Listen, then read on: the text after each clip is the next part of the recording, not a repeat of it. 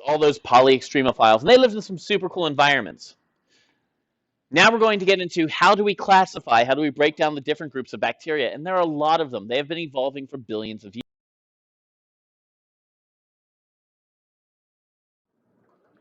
Of the 30 different phyla of bacteria and millions upon millions of species, many of them, a lot of them, live in symbiosis with eukaryotes. Now, what does it mean to be in symbiosis?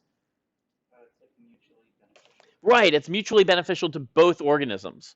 You have a mutually beneficial set of bacteria living not only in your gut, which I'm sure you knew about, but also on your skin. So we're going to go and we're going to work on classifying all these different bacteria, the cyanobacteria, the fusobacteria, spirocheites, planctomycetes, chlamydia, acidobacteria, protobacters, and so on. One big way we distinguish between them, and we're going to get to this again in a future lecture, is through Gram staining. It's sort of the big yes versus no. It talks about, for Gram staining, you could be either purple or pink. You're staining the edge of the bacteria's cell membrane. And some of them have an exposed membrane, some of them have a covered membrane. One group are called the Chlamydiae. Perhaps you've heard of chlamydia. There you go. It's called an obligate intracellular pathogen. Do you know what obligate means? It means it's required to be an intracellular pathogen. Without other cells to live in, it cannot survive. So you can see here 3 cells that have been infected with the chlamydia bacteria. They're living within the cell, and they've basically are killing that cell. Eventually, they'll then spread to cells surrounding it. I love this. The green non-sulfur bacteria, so named because they are green and do not have sulfur. What's cool about the green non-sulfur bacteria is anytime you see green, think photosynthesis. First thing. Second thing, you can see colonies from space of the green non-sulfur bacteria off the coastlines. Actinobacteria, these guys are important for breaking down carbon. They help to cycle carbon through the atmosphere. Planctomycetes. Where planctomycetes comes into play is you'll notice that they are compartmentalized. They have lots of what are termed invaginations of the membrane. This is very similar to what happens in eukaryotic cells. In your cells, you have lots of different spaces in which different reactions occur. What are those spaces in your cells called? Where reactions can occur that are bound by membranes. An endoplasmic reticulum is one of them, but what's the more general term? Say it again. Organelle. An organelle, yeah. So you have organelles, bacteria don't, but they can start to form structures that are sort of like organelles, that can have different compartments that do different things. Spirocheites, they are chemoheterotrophic, so they take in nutrients from the chemicals around them. You'll notice, as far as spirocheites goes, they all have this spiral shape to them.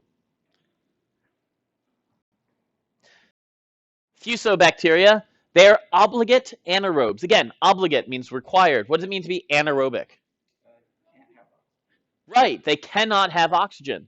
These fusobacteria are oftentimes involved in human tissue necrosis. So when your tissue is dying, and you might see somebody with a wound that won't heal, it could be because of fusobacteria. Cyanobacteria, again, green. So you think photosynthesis. Where did we talk about cyanobacteria before? What did they do early in Earth's history? They produced a ton of oxygen, which led to a major mass extinction of the anaerobic organisms.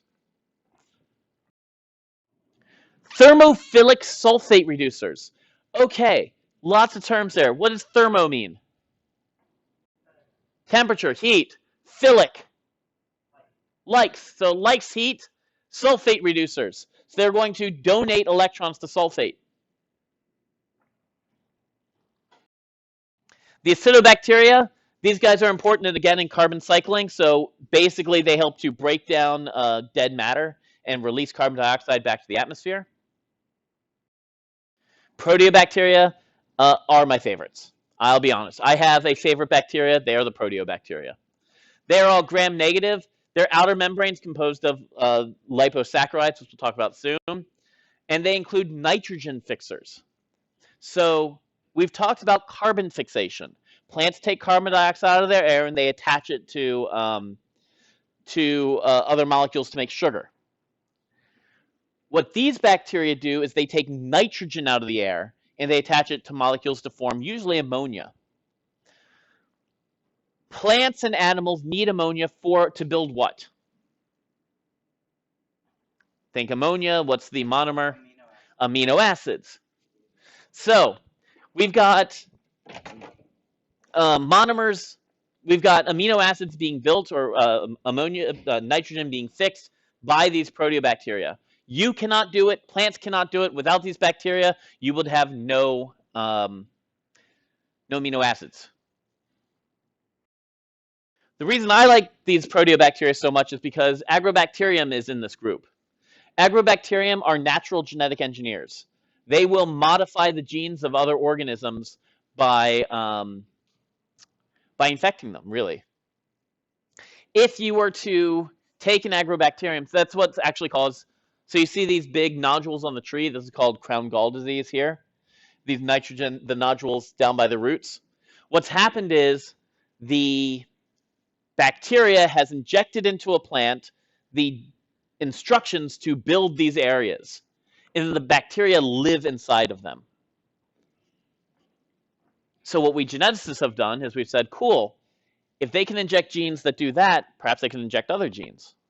So what we've had them do is what we've done is deleted the gene to build a structure and added genes that say, add another vitamin, make it glow in the dark, whatever, because reasons. So these are natural genetic engineers, and they're a great way of modifying plants. That's called horizontal gene transfer. And horizontal gene transfer occurs across all species of bacteria. Basically, bacteria can give and take DNA to each other, to and from each other. They can do it through what's called conjugation, where two bacteria will bind to each other and directly pass DNA across. They can do it through what's called transformation, where when a cell bursts, it releases its DNA to the environment and another cell can just take up that DNA. Or through a process called transduction. And in transduction, you have a piece of DNA that's sort of packaged up by a virus. When that virus infects another organism, it injects the DNA into the new organism. So between conjugation, where there's a direct passing of genetic material, transformation, where you take genetic material from the environment, or transduction, where a virus moves that material, you get DNA being moved from one species to the next.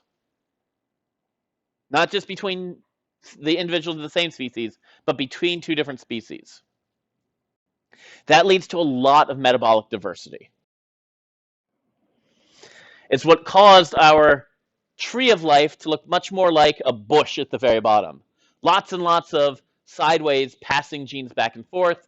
You have a community that led to a last universal common ancestor, which then radiated out into the bacteria, the archaea, and the eukaryotes.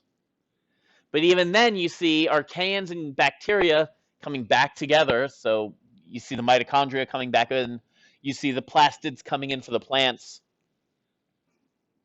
We're picking up, our eukaryotes have picked up a lot of our genes from bacteria. That's horizontal gene transfer. Yes?